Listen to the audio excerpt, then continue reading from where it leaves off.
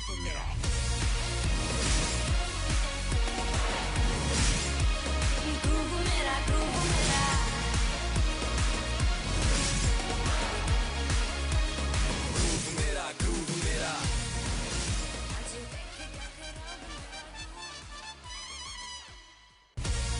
वालेकुम and welcome back PSL special edition transmission PSL 6 2021। मैं आपका होस्ट मोहम्मद यासिर हूं और K21 न्यूज़ पे एक दफ़ा फिर आपके लिए स्पेशल ट्रांसमिशन के साथ हाजिर खिदमत है। बात हो रही है जी PSL के हवाले से। दूसरा मैच आज हमने देखा और जिन्होंने नहीं देखा उनको अपडेट करेंगे अपने इस प्रोग्राम के ज़रिए। लाहौर कलंदर वर्सेस पेशावर ज़ल्मी। दोनों की लाइनअप के हवाले से गुज़िश्ता रोज़ भी कुछ गुफ्तगू हुई, आज तफसील से इसके ऊपर बात करेंगे और साथ ही जो परफॉर्मेंस कुछ देर पहले हमने विटनेस की है इसके ऊपर भी आज प्रोग्राम में ख़ास तौर पे बात होगी। वह लाहौर कलंदर्स का स्टार्ट कंपेरेटिवली बेहतर हुआ है और पिछले पास्ट कई सीज़न के अंदर लाहौर कलंदर की जो साइड थी वो स्टार्ट में थोड़ी सी जो है वो हमें शेकी नज़र आ रही थी, लेकिन ये जो 5th एडिशन था इसके अंदर हमने फिर भी परफॉर्मेंस में कुछ बेहतरी देखी। देन 6th सीज़न का जो है स्टार्ट हुआ और एक अच्छा स्टार्ट लाहौर कलंदर्स ने लिया है। Well it's a sigh of relief for team management और ओनर के लिए भी, जो काफ़ी देर से एंटिसिपेट कर रहे थे कि टीम का एक कॉम्बिनेशन जो है वो नज़र आए। Well thanks to Shaheen Shah Afridi आज के मैच विनर रहे। 14 रन दे के 3 खिलाड़ियों को आउट किया, अच्छी बॉलिंग का उन्होंने मुजाहरा किया और पेशावर ज़ल्मी की टीम को रिस्ट्रिक्ट किया लो स्कोर के ऊपर। देन लाहौर की टीम ने बैटिंग स्टार्ट की तो अच्छी बैटिंग नज़र आई, लेकिन अगेन जो उनके सीजनल प्लेयर थे और जिनसे सबसे ज़्यादा उम्मीदें थी वो मोहम्मद हफीज़ थे, जिन्होंने आज मैच को जो है वो पार लगाया और इस तरह ये विक्ट्री जो है वो लाहौर कलंदर के नाम रही है। इस मैच के ऊपर आज भी गुफ्तगू करेंगे, लेकिन सबसे पहले स्टूडियोज़ में मौजूद हमारे जो मोअज़्ज़ज़ मेहमान हैं उनको वेलकम करूंगा और उनसे आज भी हमारी डिस्कशन जारी रहेगी। सबसे पहले मैं वेलकम करूंगा मोअज़्ज़ज़ मेहमान हमारे जमील अहमद खान साहब, जो कि साबिक joint secretary Karachi city cricket association हमारे साथ यहाँ मौजूद हैं, उनको वेलकम करेंगे। Thank you so very much, बहुत शुक्रिया जमील भाई। और उनके हमरा तशरीफ़ रखते हैं जी हमारे अपने रफ़ीक अंसारी साहब, सीनियर स्पोर्ट्स रिपोर्टर हैं, एंकर पर्सन भी हैं और मुख्तलिफ प्रोग्राम्स में भी आप उन्हें देखते रहते हैं। आज बात करेंगे उनसे हम PSL के हवाले से। Thank you so very much, बहुत शुक्रिया रफ़ीक अंसारी साहब प्रोग्राम में वक्त देने के लिए। वेल जमील भाई, let's start with Peshawar Zalmi. और मैं भी देख रहा था क्योंकि अब तो ट्रेंडिंग पर है जो PSL है 6 और लोगों की राय बड़ी जल्दी आना जो है वो शुरू हो जाती है। एक बॉल के ऊपर लोग जो है वो ट्वीट्स और जो है वो मैसेजेस कर रहे हैं। तो वेल एक बड़ी अच्छी चीज़ मैंने अभी देखी जिसके ऊपर सबसे ज़्यादा बात हो रही है वो पेशावर ज़ल्मी की साइड के हवाले से और उनके जो ओनर हैं तो उनके लिए जावेद अफरीदी साहब के लिए मैसेज लिखा गया कि जनाब जितना पैसा आपने लड़कियां बुलाने पर, ब्रांड एम्बेसडर्स और ऑफ द रिकॉर्ड जो ऑफ द ग्राउंड और वो है फील्ड एक्टिविटीज़ उस पर खर्च किया, उससे ज़्यादा अगर आप टीम के ऊपर कर लेते तो आज शायद मैच जीत जाते। तो ये बात तो मुझे कुछ समझ में आ रही है। आप किस तरह देखते हैं पेशावर ज़ल्मी की साइड? पेशावर ज़ल्मी की साइड जो है उसकी गुज़िश्ता सीज़न में भी कारकर्दगी इत्मीनान बख्श नहीं थी। और मैं समझता हूँ कि डैरेन सेमी जब तक थे ना तो पेशावर ज़ल्मी की कारकर्दगी खासी बेहतर थी और उनको जो है ना कप्तानी का बड़ा फ़र्क आया है। उनको जो है खिलाड़ियों से काम लेना आता था और वो जिस खिलाड़ी में जो सलाहियत होती थी वो उससे वो फ़ायदा उठाते थे। एक माहौल उन्होंने अंदर ग्राउंड का माहौल एक अच्छा रखा हुआ था। उसके बाद जब गुज़िश्ता सीज़न के अंदर वो अनफिट हुए और फिर उनको मतलब ये कि टीम से बाहर किया गया और फिर उनको हेड कोच बना दिया और अब वो पूरे सीज़न के लिए मतलब हेड कोच हैं। तो उसके बाद जो है वो वहाब रियाज को लाएं। अब वहाब रियाज ने पिछले सीज़न में भी कप्तानी की, अभी भी बहरहाल लीग अभी स्टार्ट है, लेकिन उनकी जो कप्तानी है वो इतनी मुतासिर कुन नहीं रही है। क्योंकि कप्तान जो है वो होता है कि जो अपनी कारकर्दगी से और टीम की कारकर्दगी से मैच जो है वो जितवा सके। लेकिन ऐसा कुछ जो ना नज़र नहीं आया कि यहाँ पर जो है कामरान अकमल और मैं समझता हूँ कि शुएब मलिक जैसे खिलाड़ी जो हैं जब टीम में मौजूद हैं तो फिर वहाब रियाज को कप्तानी देना जो है ना वो कुछ समझ में नहीं आता। बहरहाल उनका अपना फैसला है, उनका जो मैनेजमेंट का फैसला है, लेकिन ये कि बिल्कुल जो है ना जो इनकी जो कारकर्दगी रही है वो मैं समझता हूँ कि बिलो दी बेल्ट है। और जो इनके आज जो टीम खेली है और जो उनकी कारकर्दगी, मैं समझता हूँ कि मुझे कोई कॉम्बिनेशन जो है ना वो ऐसा नज़र नहीं आया। 46 पे 4 खिलाड़ी आउट हो गए और उसके बाद जो है ना मतलब रवि बोपारा की और शुएब मलिक की जो एक पार्टनरशिप हुई है 64 रन की, उसने जो है वो एक ऐसा टोटल और आखिर में आके अमाद भट्ट ने 11 गेंदों में 23 रन कर दिए जिसकी वजह से ये 140 तक पहुंच गए। और 140 का जो एक टारगेट था वो मतलब इतना बुरा नहीं था, लेकिन जो एक हम जो सोच रहे थे ना, जो 2 मैच हमने देखे हैं उन दोनों मैचों के अंदर उस तरह की कारकर्दगी नजर नहीं आई है बैटिंग की साइड से। जो हम कल भी हम एक बात कर रहे थे कि जो है बैटिंग फ्रेंडली विकेट होंगी और 160-70 रन होना चाहिए, लेकिन आपने देखा कि कल जो है वो किस तरह जो है ना कोयटा की पूरी टीम 121 रन पर आउट हो गई। तो थोड़ा सा बात मैं कोयटा के ऊपर भी करना चाहता हूँ कि कोयटा की जो टीम सिलेक्शन थी, बहरहाल ये उनका अपना फैसला है और वो, लेकिन जहां तक टीम सिलेक्शन का मामला है, मैं समझता हूं कि वो टीम सिलेक्शन में 2-3 लड़के ऐसे थे कि जिनको टीम में होना चाहिए था। कैमरॉन डेलपोर्ट को जो है ना टीम में लाजमी होना चाहिए था। फिर मैं समझता हूं कि जाहिद जो है उसने अभी साउथ अफ्रीका के खिलाफ इतनी शानदार बॉलिंग की है। अगर आपको चौथा जो है ओवरसीज प्लेयर खिलाना था ना, तो आप जो है कैमरॉन डेलपोर्ट को खिलाते कैस की जगह पे, और जो है मोहम्मद जाहिद जो है ना उसको, जाहिद महमूद को आपने रखना चाहिए था लेग स्पिनर के तौर पे। फिर अनवर अली बेहतरीन ऑलराउंडर हैं, वो भी मतलब टीम में कल नजर नहीं आए। तो टीम का जो एक बैलेंस था ना वो कल हमें जो है ना वो नजर नहीं आया। और जो देखें आपने, यानी आपकी बैटिंग में डेप्थ ही नहीं थी ना। 7वें नंबर पे आपके वो जो बैन कटिंग आए खेलने के लिए, उसके बाद चारों आपके पास जो बॉलर थे, समझे ना, कैस, नसीम शाह, हसनैन और वो जो क्या कहते हैं चौथा बॉलर था हसनैन था, नसीम शाह था, नहीं उस्मान शनवारी। तो ये जो अब बात ये है कि अगर आपके 4-5 खिलाड़ी आउट हो जाएं ऊपर से, तो फिर तो आप डिफेंस करने पर आ जाएंगे ना।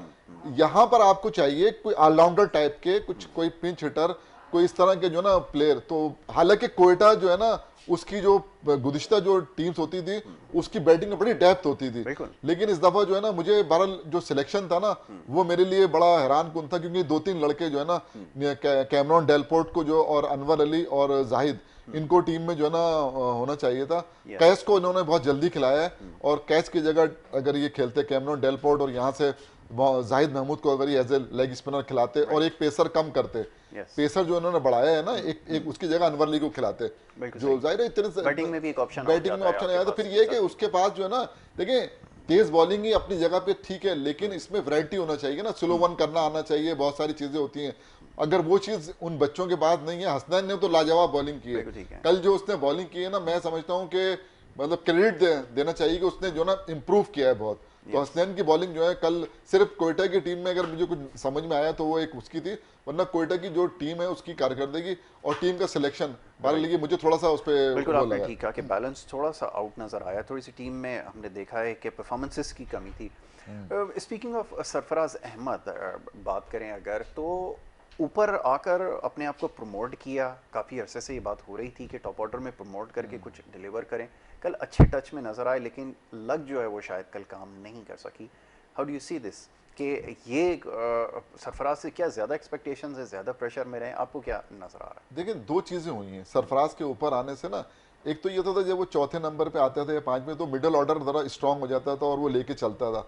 अच्छा, अब ऊपर मैं ये कहता हूँ कि क्रिस गेल जो है ना, बहरहाल उनका अपना फैसला है, लेकिन क्रिस गेल को ओपन ही करना चाहिए। मैं कल भी एक बात कह रहा था, सरफराज या वो टॉम बेंटन जो है वो टीम पे भी खेल सकते थे, लेकिन क्रिस गेल को जो ना इन्होंने वो अब ये इनका एक फैसला है कि उसको सरफराज को ओपन, सरफराज 3 नंबर पे भी खेल सकते हैं। सरफराज तो हर नंबर पे खेल सकता है, समझे ना, लेकिन ये कि अब उनका अब देखते हैं अगले मैचों के अंदर जो है वो इसी नंबर पे खेलते हैं या कि वो जो ना आएंगे। ठीक है जी, चले हमारी गुफ्तगू जारी है। एक छोटी सी हमने ब्रेक लेनी है, ब्रेक के बाद वापस आएंगे और ये हमारी डिस्कशन जारी रहेगी। आप देखते रहें हमारी स्पेशल ट्रांसमिशन PSL।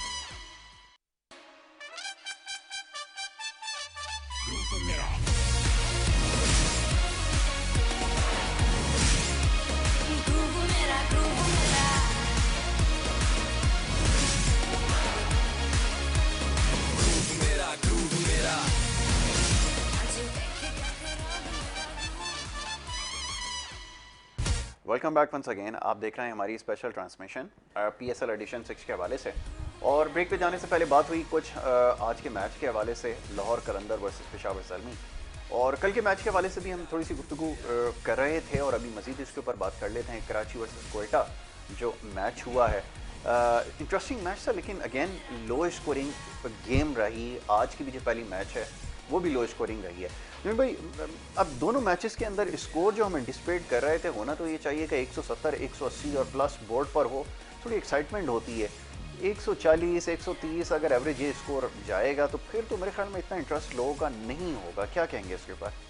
यार बात ये है कि मतलब ऐसा लग रहा है कि अगर क्रिस गेल खेलेंगे तो 170 होगा, या कामरान अकमल खेलेंगे तो 170 होंगे। yes. तो असल में ये सारे लड़के खेलने वाले लड़के हैं, आपने देखा दोनों टीमों में अच्छे प्लेयर हैं। तो मतलब स्कोर इतना 160-70 तो आजकल यार बड़ा मतलब नॉर्मल है, कोई इतना बड़ा स्कोर वो भी नहीं है। और वो चेजेबल भी है, वो तो चेज भी हो जाता है। लेकिन लो स्कोरिंग मैच जो है ना, वो मैं समझता हूँ कि सवालिया निशान है।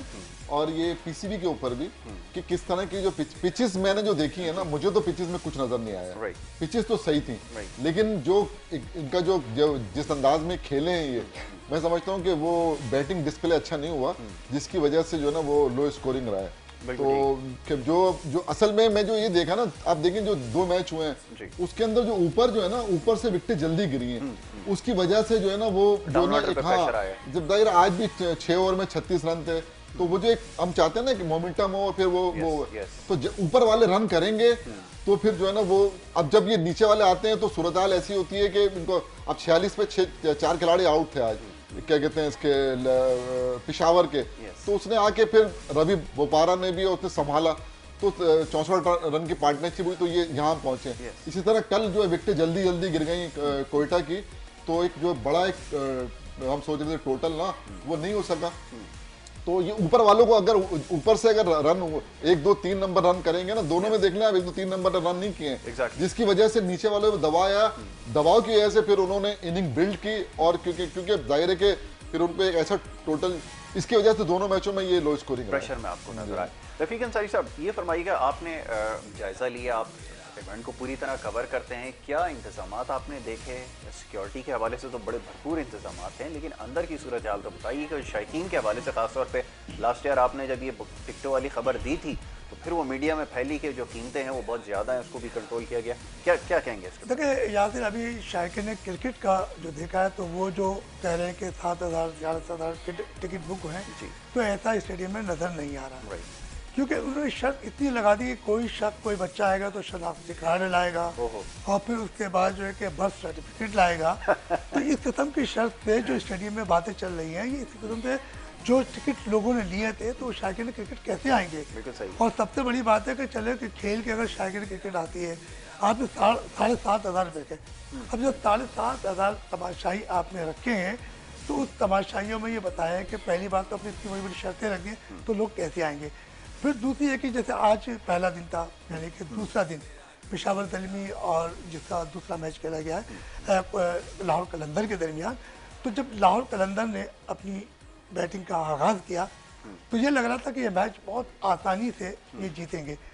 और यकीनी तौर पर जिस तरीके से मोहम्मद हफीज़ थे, उन्होंने बैटिंग का आगाज़ किया, या जब पेशावर ज़ल्मी ने अपनी बैटिंग का आगाज़ किया, तो हमारी ये कोशिश थी कि तकरीबन 170 या 75 रन पर ये स्कोर जाएगा। बिल्कुल, मगर ऐसा नहीं हो सका, क्योंकि विक्टर जमील भाई ने सही कहा कि यहाँ की विक्टर अभी कुछ समझ में नहीं आ रही कि कल 121 पर टीम आउट हो गई कोयटा ग्लेडिएटर्स, तो ये विकेट किस किस्म की है?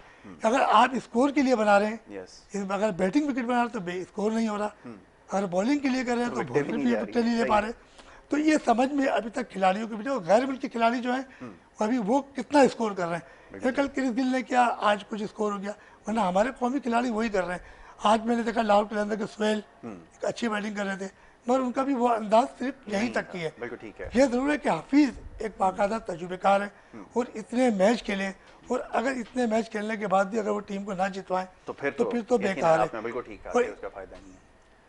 अभी जैसे कि आपने बात की कि स्टेडियम में सिक्योरिटी के इतने सख्त इंतजाम किए कि चारों तरफ से, जब इतने सिक्योरिटी के सख्त इंतजाम में किए हुए, फिर बच्चों के लिए आने के लिए आपने एक मज़ीद शर्तें लगा दी, तो इस तरीके से जो PSL के जो 21 मैच कराची में होने, तो आगे लग रहा है कि जो 7,000 तमाशाई थे, मेरा ख्याल है कि स्टेडियम वही होगा कि कोविड की वजह से नहीं आएंगे लोग, उन्होंने कहा चलो टिकट लिए हैं घर पे बैठ के मैच देखो, तो यही सूरत हाल नज़र आ रही है। बिल्कुल ठीक है। जिमी भाई ये फरमाइएगा कि बॉलिंग की और कैप्टनसी की थोड़ी सी अगर बात कर ली जाए तो ये पेशावर ज़ल्मी का क्या कॉम्बिनेशन आपको नज़र आया? वहाब रियाज की बॉलिंग में हमेशा से कहता आया हूँ, मेरी अपनी राय है, हो सकता है मैं गलत हूँ, एक बड़ा मीडियोकर सा एक बॉलर आपने उसको इतनी ज़्यादा हाइप दी हुई है, कोई एक्स्ट्राऑर्डिनरी क्रिकेटर नहीं, ना कोई उसके पास एक्स्ट्राऑर्डिनरी कोई कैप्टनसी के स्किल्स, ना बैटिंग में कोई उसके बात है, फील्डिंग में भी हमेशा बस जैसे तैसे काम चल जाता है। तो ये कैप्टन बना देने उस टीम के अंदर जहाँ पर कामरान अकमल भी मौजूद हों, शुएब मलिक भी मौजूद हों, इस बारे में बताइए कि ये जावेद आफरीदी साहब क्या दिमाग में उनके चल रहा है, मैनेजमेंट के क्या सोच रहे हैं वो? असल में जावेद आफरीदी साहब का तो अपना मसला है, लेकिन उस टीम के जो डायरेक्टर है ना, वो मोहम्मद अकरम है जी, जो कि तमाम जी, चीज़ें अफेयर्स करते को हैं। देखते हाँ, ये तमाम अफेयर्स को देखते हैं।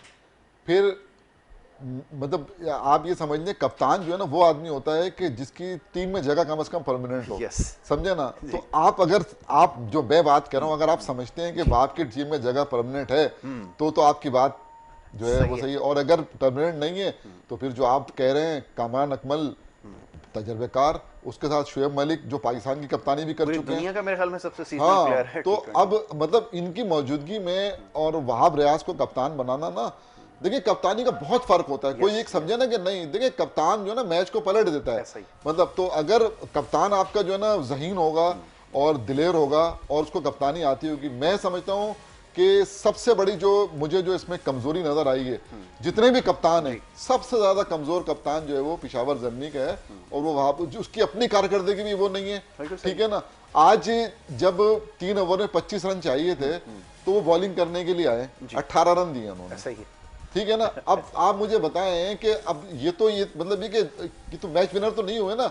जबकि अगर आप देखें साकिब महमूद जब आया है बॉल करने के लिए, साकिब महमूद ने 2 गेंदों में 2 खिलाड़ी आउट कर दिए, मैच में जान डाल दी उसने एकदम जो है ना। समित पटेल को आउट किया, अगली गेंद पे वेजे को आउट कर दिया, तो जान आ गई टीम के अंदर। लेकिन राशिद खान की तारीफ करना पड़ेगी कि राशिद खान ने जिस अंदाज में आके, और जब वो आया तो 4 ओवर में 30 रन चाहिए थे, 27 रन उसने बनाए। सही है। तो आप ये समझ, लेकिन हफीज एक से खड़े रहे ना 33 रन करके, तो हफीज ने सीनियर होने का आज मतलब सबूत दिया है। बाकी जो इनकी जो बैटिंग वो तो लड़खड़ा रही थी।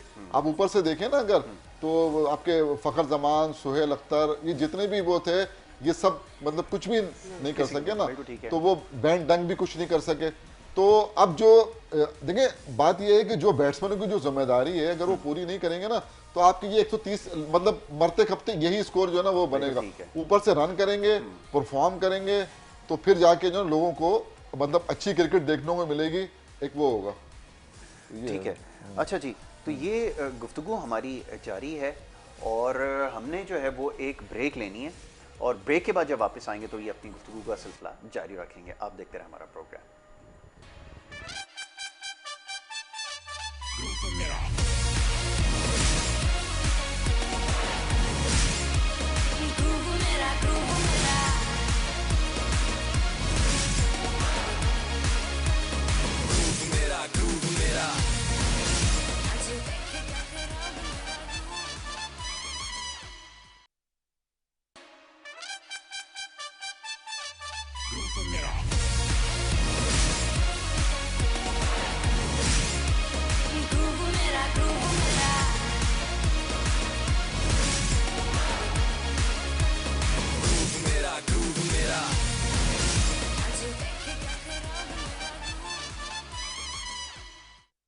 प्रोग्राम में आपको एक दफ़ा फिर खुशामदीद कहेंगे। ब्रेक पे जाने से पहले जी गुफ्तगू हो रही थी, पेशावर ज़ल्मी के हवाले से बात हो रही थी, कैप्टनसी को डिस्कस कर रहे थे। जिस किस्म की कैप्टनसी हुई है इसके ऊपर हमें ज़रूर बात करनी है। और एक सवाल जो सबसे ज़्यादा इस वक्त पूछा जा रहा है वो ये कि जनाब शुएब मलिक कैंप में मौजूद हैं, कामरान अकमल मौजूद हैं, तो वहाब रियाज को आपने कैप्टन क्यों बनाया? तो यहाँ पर हमें ज्वाइन कर चुके हैं एक और हमारे बड़े ख़ास मेहमान, जावेद इकबाल साहब, सीनियर स्पोर्ट्स रिपोर्टर। उनको भी हम खुशामदीद कहेंगे इस डिस्कशन। बहुत शुक्रिया आपका जावेद इकबाल साहब। ये इसके ऊपर आप कुछ कमेंट करना चाहेंगे?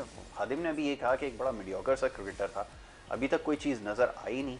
मैं तो उसकी पोजीशन को आज तक नहीं समझ सका कि ये किस तरह जस्टिफाई करता अपनी पोजीशन, लेकिन ये जो आज परफॉर्मेंस रही है इसके बारे में आप क्या कहेंगे, ज़रा फरमाइए। देखिए आज की परफॉर्मेंस तो आप बात काफी कर चुके हैं। मैं उस परफॉर्मेंस की बात करूंगा जिसकी वजह ये परफॉर्मेंस दी इन्होंने, इनको खिलाया गया। जी। डैरेन सेमी और स्पेशली इनको एक दिन कंसेशन पहले मिला है पाबंदी आज। थी, अचानक मैच से चंद घंटे पहले पाबंदी खत्म हो गई। और मैं आपको दिखाऊं एक तस्वीर। जी बिल्कुल। अगर कैमरामैन इसको क्लोज कर सके तो ये तस्वीर देखें। इमरान खान हमारे प्राइम मिनिस्टर और जावेद आफरीदी दोनों एक जैसे बिल्कुल कपड़ों में, एक जैसे तो या कहीं इसी तस्वीर का कमाल तो नहीं है? खास दोस्ती की वजह से ऊपर से ऑर्डर आता है, जो खान साहब कहेंगे वही होगा। यानी क्योंकि आपको पता है वो एक एक मामलात में दिलचस्पी ले रहे हैं। अब इसको दिलचस्पी बोले या मुदाखलत बोले, बिल्कुल ठीक है। ये कैसे है कि आपने पाबंदी लगाई, एक दिन पहले ठक करके पाबंदी खत्म हो गई मैच से पहले। यानी कोई रूल्स रेगुलेशन कुछ नहीं है, जिसकी ऊपर से पहुंच होगी, पावर होगा, पैसा होगा, उसकी बात मानी जाएगी। पाबंदी लगा दी दिखाने के लिए, रूल्स तोड़ा, उसके बाद फौरन पाबंदी खत्म। तो ये क्या हुआ? यानी फिर पाबंदी की कोई वैल्यू रही? कोई आपके रेगुलर आपके कानून की, आइन की, कोई जो आपने बनाए कोड ऑफ कंडक्ट, वो फिर कहाँ गए? एग्जैक्टली वो कहाँ गए? यानी कोड ऑफ कंडक्ट अगर आप देखें तो फिर क्या फायदा अगर कोड ऑफ कंडक्ट की आपने यानी उसको तोड़ना ही है। पहले खिलाड़ी ने तोड़ा, फिर आपने उसको फौरन माफ कर दिया। क्या है? दूसरों भी तो कई ऐसे मौके हैं कि खिलाड़ियों को पाबंदी लगी है। जब न्यूजीलैंड में आपके साथ नहीं हुआ क्या कि आपने तो आपको उन्होंने बंद करके दिया 14 दिन के लिए। आपने अपने खिलाड़ी को सिर्फ एक मैच के लिए 2-4 दिन के लिए नहीं उसको रोक सके। किसका प्रेशर था? पेशावर ज़ल्मी का ऑनर कौन है?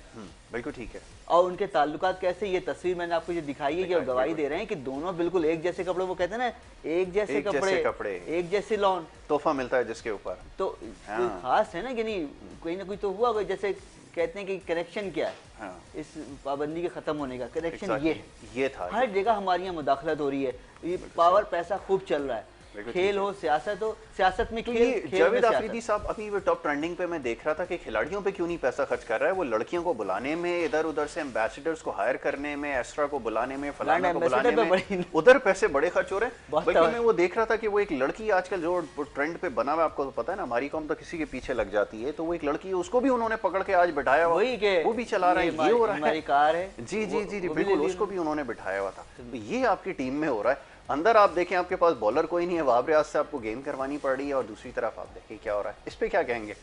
बस अब उनकी मर्जी है, वो अपना पैसा जहाँ खर्च करें और पैसों से जिसको भी चाहे अपना बना लें। ये भी सही। मुल्क में तो एक इंडियन फिल्म का डायलॉग है कि पाकिस्तान भारत में एक ही चीज चलती है, पावर और पैसा। तो हमारे यहाँ चल रहा है मुकम्मल तौर पे, हमारे यहाँ बिल्कुल ज्यादा चलता है पावर पैसा। वरना तो ये क्या बात हुई आपने किसी पे, ठीक है हमारा दिल में हमारे लिए बड़ी जगह है डैरेन सेमी की। आपने पाबंदी, उसने रूल्स के खिलाफ वर्जी की आपने उसको, लेकिन एक मैच के लिए तो लोग पाबंदी बरकरार रखते हैं यार, मैसेज तो देते हैं। चंद घंटे पहले खत्म कर दी। बिल्कुल ठीक है। क्या ठीक जी जमील भाई, अब मैच के हवाले से तो हमने देख लिया, परफॉर्मेंस हमारे सामने है और लो स्कोरिंग गेम हो रहा है। अब होना तो ये चाहिए था कोई हाई स्कोरिंग गेम होते तो यहाँ बैठ के कुछ डिस्कस करते। 2 wicket, 3 wicket, 10 run, 22 run, 23 run, 24 run, ये अब तक की परफॉर्मेंसेज है। इसके बारे में क्या कहेंगे? अगर एक्साइटमेंट अगर आपको लीग में लानी है तो फिर आपको हाई स्कोरिंग गेम करने पड़ेंगे, आपको ले जाना पड़ेगा। लेकिन यहाँ अभी कल जैसे हम बात कर रहे थे कि बाहर वाले अगर ओवरसीज अगर स्कोर करेंगे तो स्कोर बड़ा लगेगा, अदरवाइज जैसा भी आपकी ख्वाहिश मेरे ख्याल आने वाले मैच में पूरी हो जाएगी। मुझे लग रहा है ये जो अब 7 बजे मैच शुरू होने जा रहा है ना, इसमें मुझे लग रहा है कि आपकी ख्वाहिश मुल्तान सुल्तान का और इस्लामाबाद का, तो दोनों टीमें बहुत बैलेंस नजर आ रही हैं। बिल्कुल ठीक है। तो और जो बैटिंग पावर मुझे मुल्तान सुल्तान के पास नजर आ रहा है ना, क्रिस लेन और क्या कहते हैं वो जो राइले रूसो, फिर वो क्या कहते हैं वो विंस, और उसके साथ साथ जो है ना वो आपके खुशदिल शाह, शाहिद आफरीदी, तो ये बड़ी मतलब सोहेल तनवीर, फिर उसके साथ सोहेल खान, तो फिर इमरान ताहिर, उस्मान कादिर, तो भी बड़ी मतलब इनकी जो बैटिंग लाइन है ना, और रिजवान भी मौजूद है इसके अंदर, कप्तान तो रिजवान है, तो एक बड़ी मतलब बैटिंग पावर हाउस जिसे कहना चाहिए ना, वो नजर आ रहा है मुल्तान सुल्तान के बाद। इसी तरह अगर आप देखेंगे उनकी टीम देखेंगे इस्लामाबाद की, एलेक्स हेल्स हैं, वो जो वो ग्रेगरी है, और जो है ना फिल सॉल्ट जो है वो हैं, फिर जो लोकल प्लेयर है ना वो बड़े अच्छे हैं, शादाब खान हो गए, फ़हीम अशरफ हो गए, या आसिफ अली हो गए, समझे ना, ये बहुत अच्छा, हसन अली हो गए। तो ये मतलब एक दोनों तरफ से जो ना टीम कॉम्बिनेशन दोनों का अच्छा और मुझे लग रहा है कि जो ये जो 7 बजे जो मैच होने जा रहा है, ये मेरे ख्याल में जो है ना हाई स्कोरिंग मैच जो है ना इंशाल्लाह होगा। जी जब से हाई स्कोरिंग गेम बात सही है, अब तक 2 मैच में इतना मजा नहीं है। देखिए T20 का मतलब है कि लोग मार धाड़ की क्रिकेट देखने आते हैं। exactly. वो ये नहीं देखने आते हैं कि 120 रन हो, 140 रन हो, यानी बहुत फंस के मैच चलेगा या कम। हफीज आज भी जगह बनाने के लिए खेल रहे थे, चले कह देना आप आज भी वर्ल्ड कप में जगह बना रहे हैं। बैटिंग विकेट बनाए, हाँ। ये छोड़ दें बॉलर की पिटाई हो रही है, किसकी पिटाई होगी, कितनी होगी, स्पिनर या फास्ट, बैटिंग विकेट बनाए, 200 रन बने, मजा आएगा। लोग छक्के चौके पर लोकल प्लेयर कैसे स्कोर करेगा? अगर आपने क्राइटेरिया ये सेट कर दिया कि ये जो इसमें परफॉर्म करेगा वही नेशनल टीम में जाएगा, तो वो लड़का तो टीम में जगह बनाने को कोशिश करेगा ना कि मैं इसमें डिलीवर करूंगा तो टीम तक पहुंचूंगा। वो कैसे खुल के क्रिकेट खेल सकता है, ये तो बताएं जरा, कैसे मुमकिन है? यही कि देखें, परफॉर्म तो खैर करना पड़ेगा। अब अगर फॉरेनर परफॉर्म कर रहा है तो आपने भी करना है। कल हमें काफ़ी बात कर रहे हैं, खैर हमारी जो मेरी वो टीम थी फेवरेट, वो तो हार गई, लेकिन क्रिस गेल ने थोड़ा बहुत स्कोर किया।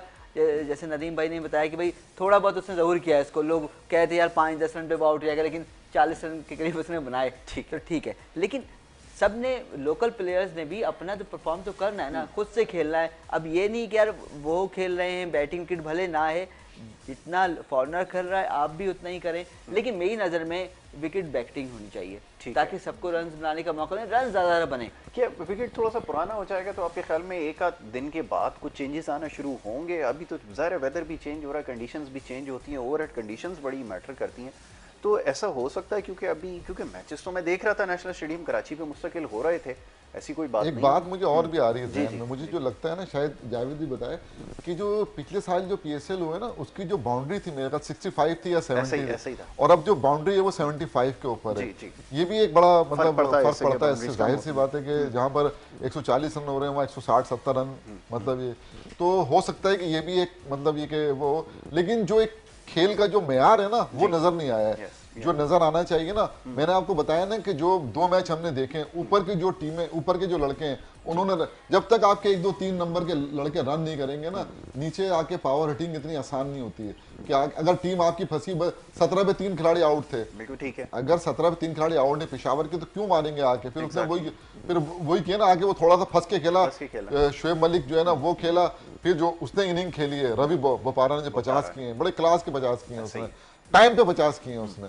तो उसके बाद जो थोड़ा सा नीचे से आके अमाद भट्ट ने 11 गेंदों में 23 रन करके टोटल इन्होंने सेट कर दिया, लेकिन चूंकि ऊपर से रन नहीं हो रहे हैं, इसकी वजह से जो नीचे वाले पे दबाव आया हुआ है, ऊपर वालों को रन करना होंगे। ऊपर से अगर सर्किल के अंदर 50-60 रन बनेंगे तो फिर जो हम कह रहे हैं ना 160-170 रन, वो मेरे ख्याल करना आसान हो जाएंगे। बिल्कुल जी। जब साहब क्या कहना चाहेंगे अभी मैच के ऊपर, क्योंकि इतनी तो ज़्यादा मार्जिन था नहीं, हमारे पास भी डिस्कशन के लिए कुछ ज़्यादा वो नहीं है, क्योंकि जब मैंने आपको कहा कि 3 विकेटें 4 विकेटें, जैसे शाहीन शाह अफरीदी प्रॉमिसिंग क्रिकेटर है अगेन, लेकिन बहुत ज़्यादा क्रिकेट की वजह से अब तो ये हर कोई बात कर रहा है कि उसकी परफॉर्मेंस पे असर पड़ना शुरू हो जाएगा। बैक टू बैक सीजन में फिर टेस्ट से गेंद करने के बाद फॉर्मेट आप खिला रहे हैं उसको, थोड़ा रेस्ट देना चाहिए ना, बिल्कुल रेस्ट देना चाहिए ताकि उन्हें थोड़ा सा आराम करने का मौका मिले, थोड़ा फिर नई एनर्जी से दोबारा आए। अब सारे फॉर्मेट खिला दिए आपने, फिर और भी अब आगे भी उन्होंने खेलना है PSL में। अच्छा, स्पीकिंग ऑफ शाहीन शाह, अगर परफॉर्म नहीं करता तो दूसरा ऑप्शन कौन सा बॉलर ऐसा प्रॉमिसिंग नजर आया लाहौर के पास जो आप समझते हैं कि यार चलो अगर शाहीन नहीं भी परफॉर्म करे तो he is there, he can do wonder? कौन है आपके ख्याल में? देखिए परफॉर्मेंस तो देनी पड़ेगी उसको, और दूसरे बॉलर भी उनके पास अच्छे हैं। अगर दो तो आज खिलाए नहीं ना इन्होंने, दिलबर शाह को नहीं खिलाया और हारिस रऊफ को भी नहीं खिलाया। हारिस रऊफ तो हालांकि इतना उसको प्रमोट किया गया है, फेवरेट उनके इतना तो बॉलर है। मैं तो आपसे कह रहा था आज इसके ऊपर 11 की टीम में डालने इनका बस एग्जैक्टली ऐसा ही है।